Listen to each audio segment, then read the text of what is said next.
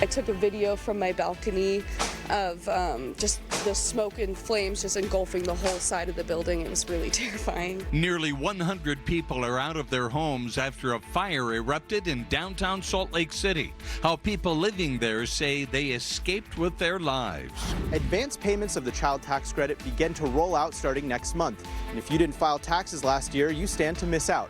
Coming up, we'll let you know where you can register. A string of recent tragedies after several drownings around the state. Know your limits as a swimmer. Today, an inside look at how rescue crews work hard to save lives. And a big change at the top of the Utah Jazz organization. Live from Utah's news leader, Fox 13's Live at 5 starts right now.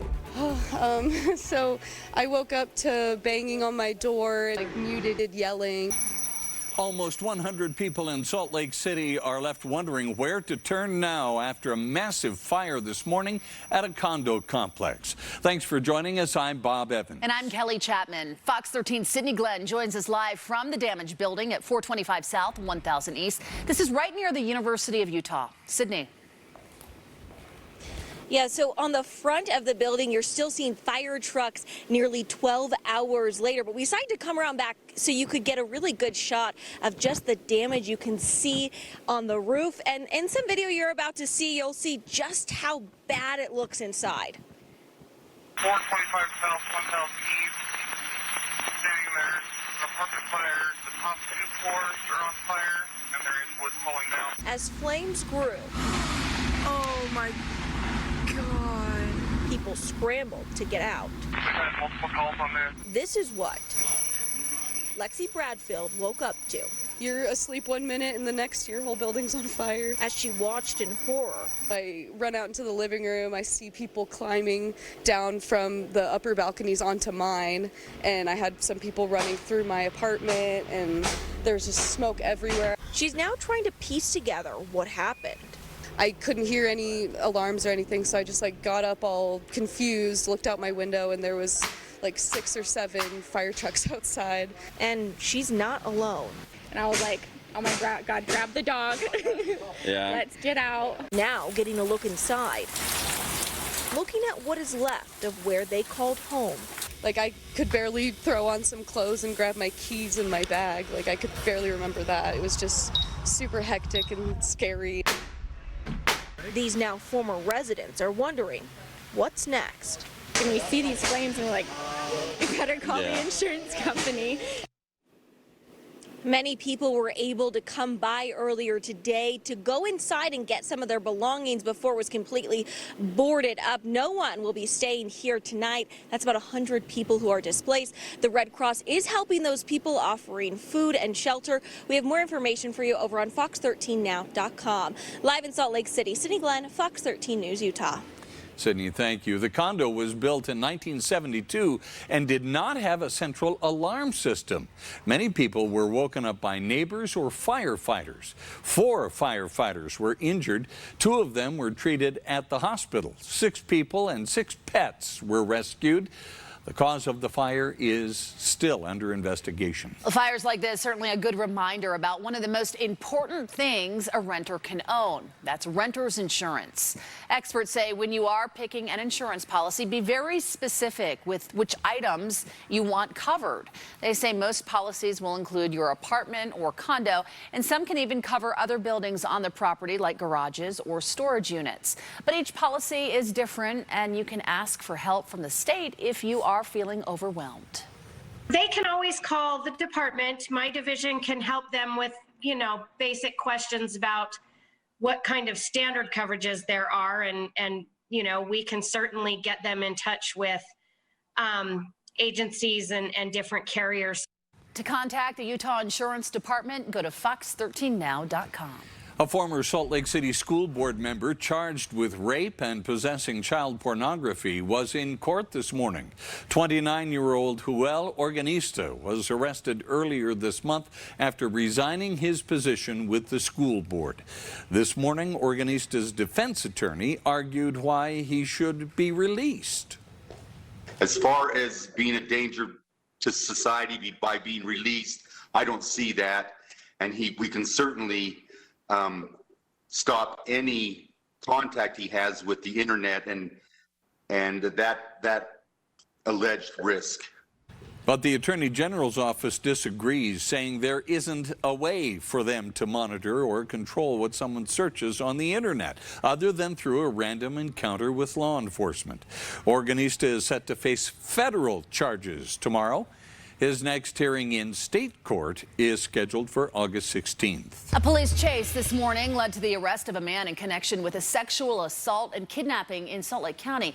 You can see some of that chase captured in this video taken by UDOT's cameras all throughout the valley. It is wild. The driver cut through oncoming traffic to the other side of the road in West Valley City. Multiple police cars followed him, but he refused to stop, making his way through a strip mall and then again cutting right in front of cars. Police say they tried the pit maneuver several times, but it just did not work. During the pursuit, when he started waving a knife, started going into oncoming traffic, appeared to be intentionally trying to harm citizens. We felt that we needed to continue that to an apprehension. Police say they have a very restrictive pursuit policy, which is limited to aggravated felons. Officers say the driver matched the description of a suspect in connection with a sexual assault and kidnapping. The chase then ended in Murray after the driver hit a median and then was taken into custody. Here are the latest wildfires burning around Utah right now. The Antelope fire is burning west of Cedar City, now 50% contained. Crews are reporting no new growth on this fire, which started over the weekend. As of today, all road closures put in place for the BENNION fire have now been lifted. This fire is 94% contained this afternoon. It has scorched more than 8,300 acres in Utah County. And the Pack Creek fire near Moab is now 80% contained. It has burned nearly 9,000 acres. Evacuations are still in place for the Holyoke and Dark Canyon areas. The LaSalle Loop Road is now open, but Geyser Pass and Uwa Lake roads are closed. Investigators say this was started by an abandoned campfire. So many of those fires have been going on for weeks now, Dina. As we round out, here we are, the last week of June, and these temperatures are still so hot above normal. Yeah, definitely warm and definitely dry. We do have a chance for some thunderstorms this week, but no widespread rain at all. Our fire outlook is still elevated, really, for southern Utah, but critical there, but much elevated for across the state. We've just got, it's like a tinderbox out there. It hasn't rained in like forever, basically.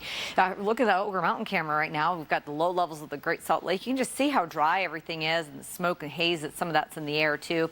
A few fair weather cumulus clouds today, but none of these cranking out the much needed raindrops at all. And it's a little bit breezy as well. 92 degrees is our current temperature, and our visibility is still at 10 miles right now. So the next few days, we've got warm conditions on the way, and still a warm weekend on July 4th. It'll start to dry out then. We've got thunderstorms in southern Utah. Those will start to be more widespread tomorrow, and then a better chance at thunderstorms statewide on Wednesday, but it should be pretty dry for July 4th. 92 degrees right now in Salt Lake. It's 82 in Price, a little cooler in Evanston at 76, 100 in St. George. Going through the evening here, it's just be warm and a little bit breezy, but it'll be a nice morning though. Temperatures will still be in the upper 60s for much of northern Utah. So coming up, we'll talk about that thunderstorm chance and the holiday weekend forecast. We'll see you soon, Dina. Thanks. Well, it was anticipated the expansion of the child tax credit would cut childhood poverty in half. But up to 10% of eligible Utah families are expected to miss out on the benefit. Fox 13's Diego Romo shows us why. Tens of thousands of Utah kids haven't been getting the child tax credit. Just this month, the IRS released data showing that 26,000 Utah children have been missing out on the child tax credit in the past. Based on that data, they expect the same amount to miss out on the extension, which sends out half of the credit in advanced monthly payments starting July 15th. Because their parents simply weren't filing for it. The reason the IRS expects to miss so many eligible families is because those who would benefit from it most likely do not file federal or state income taxes. You know, they pay other taxes. They pay sales tax, gas tax, property tax, things like that. But they don't pay federal income tax. Weinstein says many of the families who don't file believe they aren't eligible for the benefit, but that's not the case. You receive the credit even if you don't owe anything on your taxes. So, who qualifies and how do payments roll out? Each child under 5 will get a $3,600 benefit, and children 6 to 17 gets a $3,000 benefit. The payments are split in half, with payments of $300 and $250 coming monthly between July and January of next year. The next half comes in a lump sum of $1,800 or $1,500, depending on the age of your child. And they'll be sending them out by direct deposit. So it's no fuss, no muss. It's very simple. Single filers making less than $75,000 per year, heads of household making less than $112,500 per year, and joint filers making less than $150,000 per year all qualify for the full benefit. If they miss the July payment, no problem. They can sign up for the next one. They'll be going out every month. The IRS has set up childtaxcredit.gov to help non-filers get enrolled for the credit. They also have resources to check your eligibility if you're curious. If you're adding another child to your family this year, they qualify for the credit as well. So Weinstein says to make sure you update your information with the IRS to receive the correct benefit amount. In Salt Lake City, Diego Romo, Fox 13 News, Utah. Tax Help Utah is a nonprofit that helps Utahns file state and federal income taxes. Their certified volunteers also specialize in helping families register for benefits such as the child tax credit. Their services are free. We'll link you to them from fox13now.com. Still to come, the death toll rises in Surfside, Florida, days after a condo complex collapsed. We'll get you up to speed on the search for any more potential survivors. And how transgender advocates in Utah are reacting after the U.S. Supreme Court decided to uphold a lower court's decision regarding transgender bathroom policies.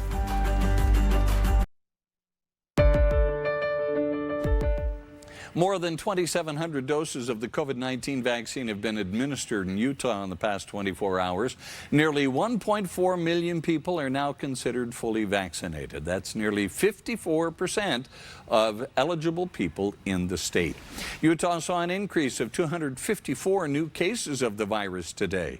220 people are currently hospitalized. That's the highest number since February 26th. 2 more people have died, a man and a woman, both over the age of 65. The U.S. Supreme Court will not hear the case of a transgender student who sued to use the bathroom that corresponds with his gender identity. In doing so, the justices upheld the Fourth Circuit Court of Appeals decision which ruled in favor of the student. This case concerns the scope of Title IX, which prohibits schools from discriminating on the basis of sex. Gavin Grimm, a transgender male, challenged his school board in 2015. The school was requiring him to use either a unisex bathroom or the restroom corresponding to his sex assigned at birth. Transgender Education Advocates of Utah released a statement reacting to this story, saying in part, quote, "The right to safely use a bathroom is inextricably tied to the ability to exist in public and fully participate in a community. Trans youth deserve all of the same access and rights as their peers." Well, many of us take our vacation days for granted, but some service industry workers can't take those days off right now. How that could change soon, still ahead. And when you can't watch Fox 13 News live, you can always watch us streaming online for free. Find us on Roku, Fire TV, and Apple TV. Just search Fox 13 on your device. We'll be right back. The death toll in the Florida building collapse now stands at 11, but could still rise as search and rescue efforts continue. And Bob, that effort is now competing against the clock as 150 people remain unaccounted for still this evening on the 5th day of searching. Isabel Rosales reports from Surfside, Florida. We're over 100 hours post-collapse, and something that has really helped crews progress is a deep trench that they built. That is how they recover these latest bodies. But something that is not helping them today is all this heavy rain. There is a daunting study in contrast here in Surfside. From enormous pieces of concrete, which must be moved. One of the pieces they were able to pull out because of the trench weighed about 12,000 pounds. To a specially trained dog brought in from Mexico to search the smallest spaces for any survivors. We bring the dogs to smell. Global efforts and round-the-clock hope that rescues could still happen, despite the reality none have for days. The search continues, and it will not stop until there's a resolution. More family members of the missing visited the site Monday after about 200 saw the damage for themselves over the weekend. It was really hard to see up close. There's a lot of rubble. Amelia Cordoso's aunt, Maria, is one of the many unaccounted for, leaving Amelia, like so many others, to grapple with worry and wondering why this happened. They knew in 2018 that there was a massive threat to the building, that there was damage, and yet nothing was done. A structural engineering firm noted in a 2018 report, quote, significant cracks and breaks in the concrete that needed extensive repairs. Meeting minutes show despite the report, 2 days later, a Surfside town official told residents their building was in very good shape. I still can't believe I saw a building collapse. And a 6-person team has now arrived. In the team, there are federal scientists and engineers who are conducting a preliminary investigation. But the governor, meanwhile, warns that finding a cause to this collapse will take time. In Surfside, Florida, I'm Isabel Rosales. A recent survey conducted by Harvard University researchers indicates most service workers can't afford to take time off. It shows how inaccessible paid leave is for people who work lower income jobs. But as Dan Grossman shows us, help could be on the way. You have to toast it twice, right? Yes. Today is training day. For Alyssa Romero, it's her second day on the job at Whole Soul, an organic eatery in Colorado.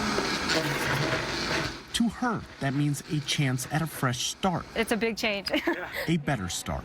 And like at the hotel that I worked at last summer, they kind of would put me in these positions I was uncomfortable with. They'd be like, hey, can you stay a little later? Or I had to work 2 positions at one time. Because of the service worker shortage in our country, many employees have had to take on extra loads at work without proper compensation. And I actually felt like sort of these days the drive up there was expending a lot more resources each and every day. Vince Castillo has felt it too. Before working at Whole Soul, he was working at a grocery store and concert venue. He says he'd take on extra shifts, fearing he might lose his job or benefits if he said no. I have stepped into the role, sort of putting my back against the wall throughout the semester. The jobs were taxing, exhausting, something Vince hasn't really felt since coming here. And it's paying off to make all that investment in the employees, because after all, it's our team that's, front-facing with the customers. Since opening Whole Soul a few years ago, co-founder Phil Dumonte has found company morale is a key to success, and never more than during the pandemic. We also increased our benefits. So one thing we offered from day one, we call it the 50 and 50. It's a $50 a month wellness stipend that can be used anything related to your physical or mental health. That means a gym membership or massage. It can also go towards seeing a therapist. But outside of that, the company has recently offered its employees full health care benefits as well as a $1,000 retention bonus after working for more than 6 months. Pile on unlimited PTO for managers and automatic approval for employees, and it's created a space where the team feels more fulfilled. Those are the kind of things that we are balancing to make sure that people don't burn out right in the restaurant industry. The moves have cost more, a lot more, for a business that endured many of the hardships other small businesses have as well. But here, it's allowed the staff to feel better, both on the clock as well as off it. That makes me feel like I'm cared about, and makes me feel like I'm more in a wholesome view, as seeing my whole life outside of work as important as well. I'm Dan Grossman. My house is already hot, and so with the added heat over the next few days, I've got kids. I got to make sure they don't get too hot as well. A tough situation. Millions of Americans right now under heat warnings or advisories in the Pacific Northwest, where many cities are in the triple digits for the 3rd straight day now. Records were shattered over the weekend around the region, with some areas seeing temperatures 40 degrees above normal. Wow. Seattle was above 100 degrees for only the 4th time in reported history. My sister still lives up there. Our family is from there. She's a cellist. I talked to her on Saturday. She had to play an outdoor wedding in 103-degree weather. That's awful. In a black outfit. Oh, no. For 3 hours. Yeah, the people getting married. I mean, just But to have all the guests just overheating like that. Not expecting it. I mean, the odds were in your favor that it was not going to be Seattle anywhere near that. typically, you know, in the Northwest in the 60s and 70s Yeah, in the that's summer, exactly right. Yeah, summer usually comes on a Tuesday up there. That's right, Bob. All right. Well, let's take a look at those temperatures now, though, in the Pacific Northwest, because they're impressive. Really outrageous temperatures here. Look at this, 104 in Seattle. This is a place that's normally in the 60s and 70s. I was just up there a few weeks ago, and it rained on us. It just downpoured for days and didn't crack 60 degrees. Wow, really unusual. Huge heat dome just parked over there, and it's just to the north of here, that heat dome. That's why we're not having the record-breaking heat here, but our friends in Boise are. 92 now in Salt Lake, 89 in Lehigh, and 83 here in Nephi, 100 in St. George, 75 in Bryce. Now, it's definitely warm, but we're not in that record-breaking category at all. Satellite imagery today shows that we've had clear skies around and a few puffy clouds develop. We hit a high of 93, and our average is 89, so just a little bit above that, but you can see that we're not at that record territory of 105 at all.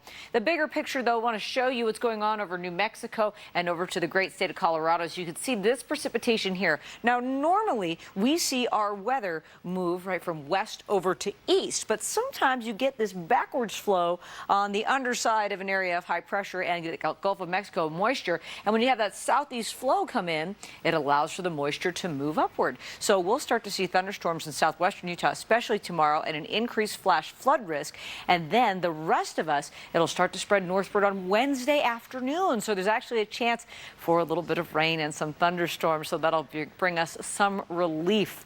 Okay, but for tonight, it should just be clear. It'll be a nice night, a little bit breezy, especially along the canyons. We'll have a little bit of downsloping wind there. 67 degrees in Salt Lake, 53 in Park City, and 57 in Richfield tonight. It'll be warm tomorrow, and then there's that thunder shower activity in the afternoon across the southern portion of the state. 94 in Salt Lake, expecting a dry day again, just warm in northern Utah. So thunderstorms in southern Utah, and another chance for those on Wednesday and Thursday, and then it dries out for the weekend. And in northern Utah, dry on Tuesday, thunder showers on Wednesday, and much warmer moving into the holiday weekend, and it does dry out, but we do have another chance for some afternoon thunderstorms at high elevations also on Thursday and Friday. It'll save your life when it comes down to it. First responders in Weber County spent their day practicing saving lives, and their training this time around may be more important than ever. We'll show you why. More rural hospitals are being forced to close, and others are taking extreme measures to stay out of foreclosure. Filming movies in a fully operational hospital that should be saving lives. The help hospital owners say they need now.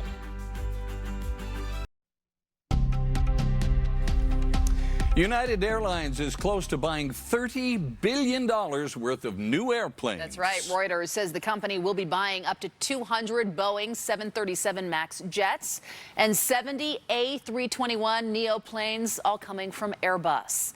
The announcement could be made at a United investor event tomorrow. Now, if it happens, it will be the airline industry's biggest since the onset of the pandemic. Southwest Airlines recently ordered more than 100 MAX jets.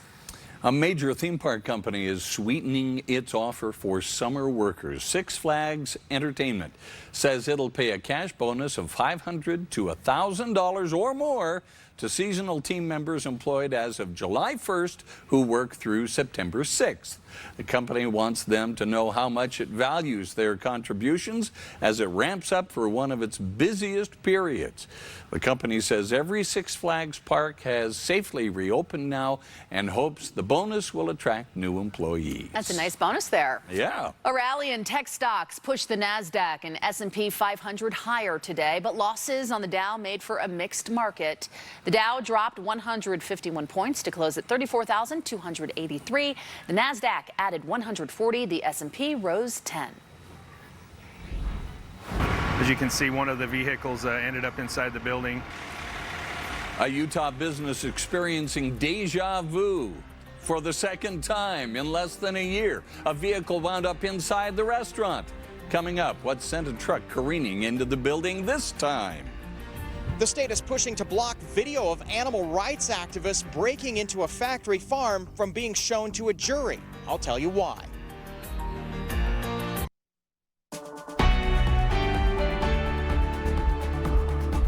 With the number of drownings increasing around the state, some emergency officials are taking extra precautions. Sarah Murphy shows us how Weber County Sheriff and fire units went into the water today to practice their part. Stiffness on one, another one with some back pain and no feeling in her legs. Pulling the unconscious to safety, strapping the injured onto boards, and rescuing weak swimmers. Can't breathe? Okay. Weber County Fire and Sheriff's Office were busy. And it was all for practice. It's really just to get everyone experience and get the safety down for getting patients out of the water that have experienced some type of traumatic injury or a near drowning. Fire and Sheriff's units have held this water rescue training since 2013. The better we train, the better we are. But they say this year, hey, we just finished our scenario. The practice is more important than ever. There's been 8 drownings and 1 near drowning throughout the state already this year. We don't want to see another one. Behind me, you'll see Pineview Reservoir, which has a depth of about 81 feet. Now, with this depth, workers say there's always a risk of emergencies to happen. So they say in order to be safe and smart, always wear a life jacket. Know your limits as a swimmer. Life jackets are going to be key as far as safety. Take a minute and put a life jacket on. It may be uncomfortable, it may be not as cool looking, but it'll save your life when it comes down to it. Sarah Murphy, Fox 13 News, Utah. The training exercise happened one day after a man nearly drowned at Pineview Reservoir. Weber County deputies say the 25-year-old man jumped into the water to help his brother at Swim Beach near Cemetery Point yesterday afternoon. That man went under the water and did not resurface for 5 to 10 minutes. At last check, he was in critical condition. His brother was able to get out and is expected to be okay. Bystanders then pulled the 25-year-old from the water. This incident came after 2 drownings at Pineview Reservoir in recent months. A Midvale burger restaurant now cleaning up again after a vehicle slammed into their building. Today, investigators say a truck and car collided at 7800 South State Street. The impact sent the truck into B&D Burgers. This afternoon, Unified Fire's heavy rescue crews made sure the building was secure before allowing anyone back in. Right now, we're just trying to shore up the building so that they can reoccupy the building and get the repairs done. Luckily, no one was inside at the time. The driver of the truck was not injured. The business owner will need an engineer to okay the building before they can reopen to the public. And this is not the first time, as I mentioned, B&D Burgers was forced to repair their building after it was hit by a vehicle in August of last year. We're learning more about the victim of a deadly plane crash in Cache County over the weekend. Family members say 64-year-old Don Gershevsky was flying the plane that crashed into a house in North Logan Saturday night, killing him. The plane is still in that backyard. The NTSB hopes to have it removed soon. Investigators say why this plane crashed is still a mystery that could take months to solve. We've now learned a man who was shot at a Motel 6 in Midvale over the weekend has died. Police say 30-year-old Tyler Allen Williams of Ogden passed away early this morning. Reports of shots being fired came in early Sunday morning. When police arrived, they found Williams. Officers say a suspect is now in custody.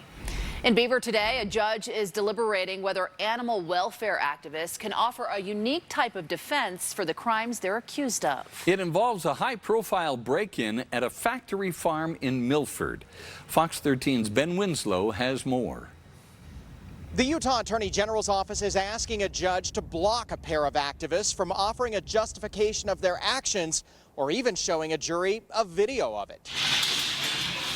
Members of the group Direct Action Everywhere are facing charges of burglary and theft. They're charged with breaking into Smithfield Foods' Circle 4 Farms in Milford back in 2018 and taking a pair of piglets. The group posted video of it all online. In reality, this is about preventing the public from finding out what's happening behind Smithfield's closed door. Wayne Xiong is among those charged. The Utah Attorney General's office has filed a motion to limit any discussion of the conditions in the farm and block the entire video from being shown to a jury. The state says allowing the defense to have discussion of the conditions of animals would mislead the jury and appeal to undue passions.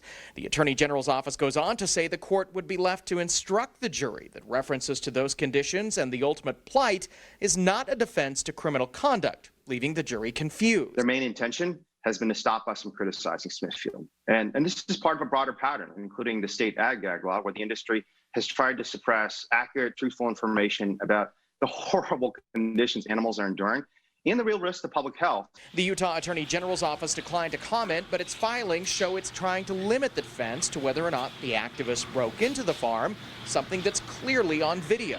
And what the prosecution is doing is really an attack on whistleblowers, not just animal rights activists. In court, defense attorneys questioned why the state would want to exclude the video of the burglary itself because they're worried about a jury's feelings.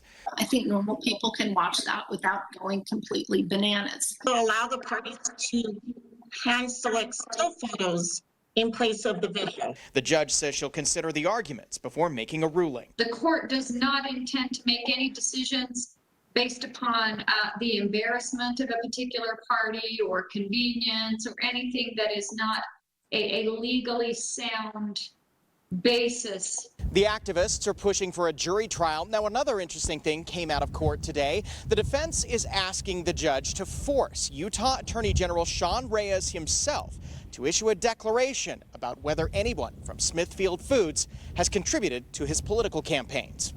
On the Hill, Ben Winslow, Fox 13 News, Utah. Utah does have a mixed history of the necessity defense. It's most commonly used in self-defense cases, but some legal actions include a woman who tried to use it when she was convicted of vandalizing the Utah State Capitol to call attention to homeless issues.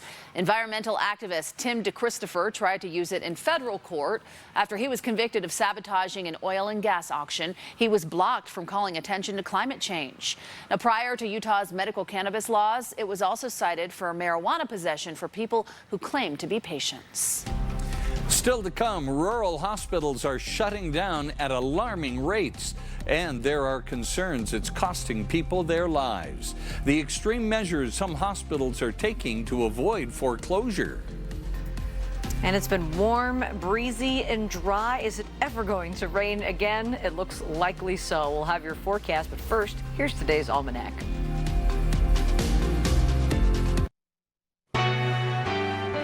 Hospitals in some of the poorest parts of the country are shutting down at record numbers. 20 rural emergency rooms have closed in the last year alone. And Bob, some experts say lives are being lost because of that. Chris Conte shows us how some hospitals are trying desperately to hold on for the communities they serve. There are corners of this country fit for the opening montage of a movie. But the script given to Johnny Priestley is one he's desperate to rewrite.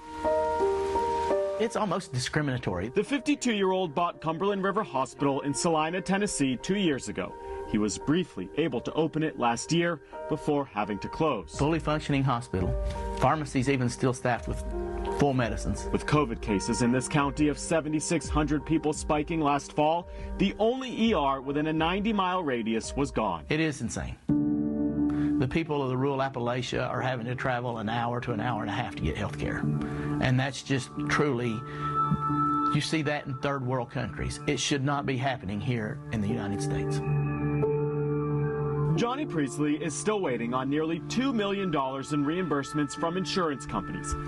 CARES Act money allocated in December by the federal government meant for hospitals like this one went elsewhere in the state. Well, it's very discouraging because we had worked very intently to get the facility opened. So here sits Cumberland River Hospital, silent and empty, in the middle of a pandemic. There's no doubt in my mind that people ended up dying that may not have had to have died because of their lack of access to health care in the rural communities. By some estimates, hospitals could still be looking at $53 billion in lost revenue for 2021. We're going to see a lot of closures. I think the pandemic is going to really ravage a lot of rural facilities. Brock Slaybach is with the National Rural Health Association. To help rural hospitals on life support, they're lobbying the Biden administration to revive the White House's Rural Health Council, stop cuts to rural Medicare payments, and help get more doctors into some of this country's poorest hospitals. It creates what I refer to as a downward spiral. 2020 was a record year for rural hospital closures. 20 shuttered their doors during the pandemic. A staggering 181 emergency rooms have closed since 2005. Most have been in states that haven't expanded Medicaid. the longer that you're closed, the increasing complexity of reopening becomes. I'm sitting out here with no support from our state or federal government. Johnny Priestley's expenses are running him around $12,000 a month. He's drained every ounce of his personal savings.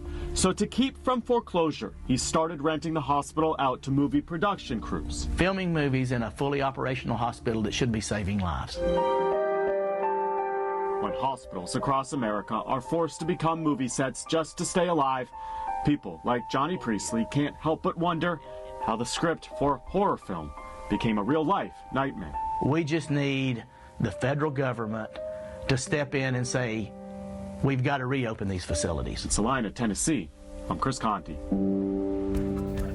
Salt Lake City just gave police a big pay raise. Just how, though, does Salt Lake and Utah, for that matter, compare when it comes to paying police? We have the numbers after the break. The Olympic roster for the U.S. basketball team is set. I'll tell you which player with local ties made the team. And what's next for the Jazz after Dennis Lindsey stepped down as Vice President of Basketball Operations? We'll discuss it coming up in sports. So glad you could join us for Fox 13 News Live at 5. Meteorologist Dina Friedman will have our first alert forecast in just a few minutes. Glad you're with us tonight, everyone.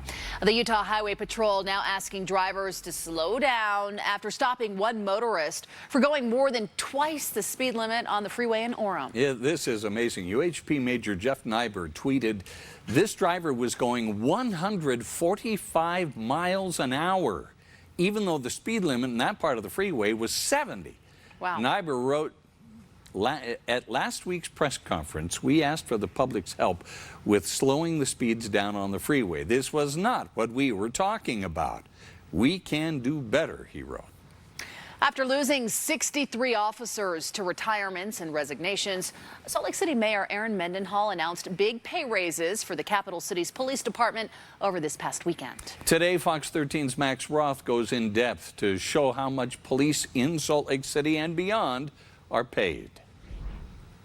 We wanted some perspective on police pay in Utah after Salt Lake City Mayor Aaron Mendenhall's announcement Friday of an immediate 30% raise for entry-level police officers. Let me be clear. The most important job of every city is to keep its residents and its businesses and visitors safe. The current starting wage in Salt Lake, about $21 an hour. That goes up to about $26. An annual change from under $44,000 a year to over $54,000 a year to start. Senior officers get a 12% increase, going from an average $35 per hour to $39, or about $73,000 to over $81,000 a year. The Bureau of Labor Statistics keeps data on wages in all industries. In Utah, police in the Salt Lake Valley make a median just over $30 an hour. The St. George Metro is next in Utah, just under 27. Provo and Ogden Metros are similar, both under 26. And they reported Logan as the lowest median wage at about $24 an hour for Utah Metros. Now, compared nationally, Utah's officer pay is lower than average, with a statewide median of $27.52 an hour. 30 states pay better. Salt Lake City's move is meant to change a dangerous trajectory. The Salt Lake metro area is one of 5 with over 1 million residents in the mountain region of the U.S., and its median police pay is 4th out of those 5. Tucson is 5th, Denver 1st. But let's look at how much it costs to live. That Tucson paycheck goes a lot further towards rent. Treat these numbers like percentages. 100, the national average. Above that, you pay more. Only in Denver were rents more expensive than in Salt Lake. Another way to look at those numbers, rent in Denver is 27% more expensive, while Denver police average 41% more pay. This move from Salt Lake City will change those metro-wide median numbers because SLPD is by far the biggest department in the state. Even Unified PD has a smaller force. In the newsroom, Max Roth, Fox 13 News, Utah. Top talk about a positively Utah way of stopping a disaster. Look at these people here. Wasatch County firefighters posted a picture of this group on social media over the weekend. After these people saw a brush fire near Provo Canyon, they went out of their way to try and put it out, lend a helping hand before firefighters got there. Wow. They kicked dirt. They even dumped their water bottles on the flames right off the side of the highway. Wasatch County Fire urges you to report any violations you may see and to always keep your eyes out for any dangerous conditions during the fire season. Boy, we can all do our part, and congratulations to that group right there. Could have made a big difference there. Yeah, sure could have.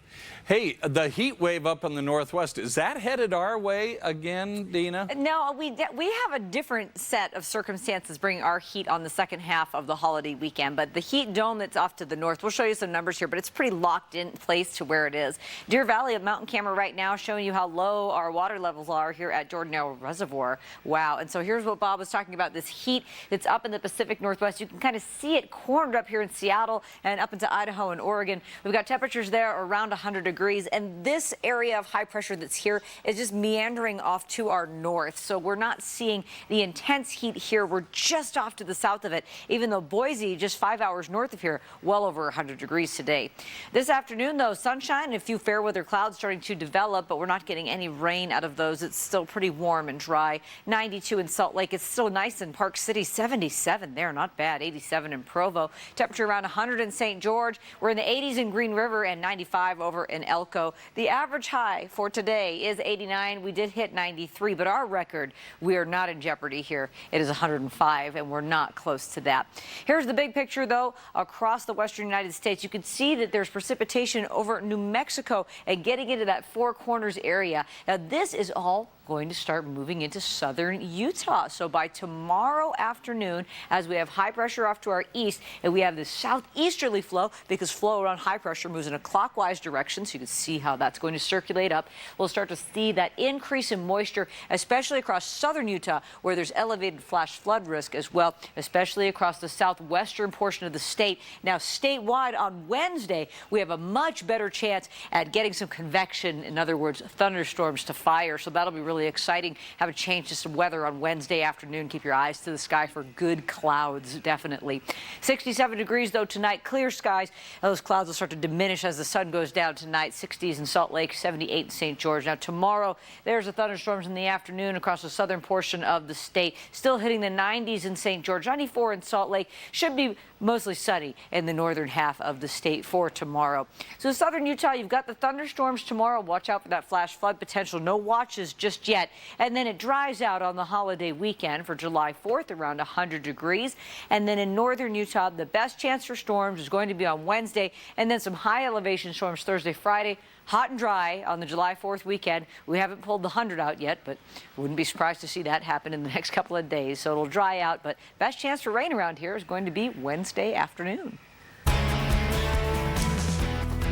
Big changes at the top of the Jazz. Yeah, and we're getting news from our partners at the Salt Lake Tribune that it's more of an ownership decision than a Dennis Lindsey decision. Ooh, okay. Dennis Lindsey was the top Jazz executive for the past 8 seasons, helping the team rise to the best record in the NBA this past season.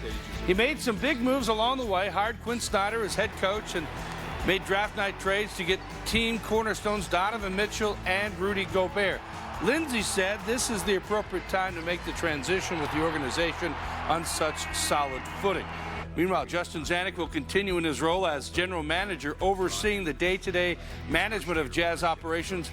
But there will still be more moves in the front office in the near future. Former Boston Celtics executive Danny Ainge, friends with Jazz owner Ryan Smith, so the former BYU Cougar could be a candidate to join the Jazz as Smith continues to put his stamp on the organization. The Phoenix Suns could punch their ticket to the NBA Finals with a win tonight in Game 5 of the Western Conference Finals. The Suns lead the Los Angeles Clippers 3-1. One win away from reaching the NBA Finals, Game 5 tonight in Phoenix. Eastern Conference Finals could also be coming to an end soon. Milwaukee Bucks took a 2-1 lead over the Atlanta Hawks last night. And Hawks star Trae Young questionable for tomorrow's Game 4. An MRI revealed a bone bruise on his right foot. Young sprained his ankle near the end of the third quarter. He did return in the fourth, but he only scored 3 more points in the fourth after scoring 32 points in the first 3 quarters. Former Weber State Wildcat Damian Lillard is officially a member of the U.S. basketball team that will compete in the Summer Olympics in Tokyo. Lillard is on the 12-man roster that was announced today, led by now 3-time Olympian Kevin Durant. This will be the first Olympics for Lillard. Well, there are plenty of goals today at the Euro 2020. Paul Pogba, beauty here, put France up 3-1 over Switzerland. But the Swiss rallied. Mario Gavranovic scored in the 90th minute to tie it at 3, sending the game to extra time. Went to a penalty shootout. French star Kylian Mbappe had to convert to keep France alive, but his PK is saved. Switzerland won at 5-2, 5-4 in PKs, knocking out the World Cup champions. It was not a good start for Spain against Croatia. Check this out. Spanish goalkeeper Unai Simon misses this play on the ball, went right to his own goal. Put his foot out there casually to stop it. Only you can watch it go into the net. That put Croatia up 1-0 in the 20th minute. Turned out okay for Spain. It was a great game, tied at 3 after 90 minutes. Spain scored twice in extra time to win it 5-3. Switzerland and Spain will play in the quarterfinals. Well, thank goodness, because that keeper wasn't going to be able to go back to the country. Yeah. If not. He saved his bacon, that's for sure. No kidding. Oh my gosh, just the look on his face. It was just Why now? He'd probably get that 1 out of 1,000 times. Yeah. That was the one. There you go. For the world to see. Yeah. Thanks, Jeff. We'll be right back. All right, we've got increased chances for thunderstorms tomorrow afternoon in southern Utah and a chance for flash flooding risks as well. It does dry out on the weekend. And in northern Utah and across the state, we do have a chance for thunderstorms on Wednesday. So we'll finally see some precipitation. That means liquid coming out of the sky. Can you believe it? And then it will dry out. Coming out of the sky? I know, it'll dry out on Saturday and Sunday. What's that? I know, we haven't seen it in forever. Well, we welcome it. Yeah, Thanks, no Dina. kidding. Yep. Have a great night. We'll see you back here at 9.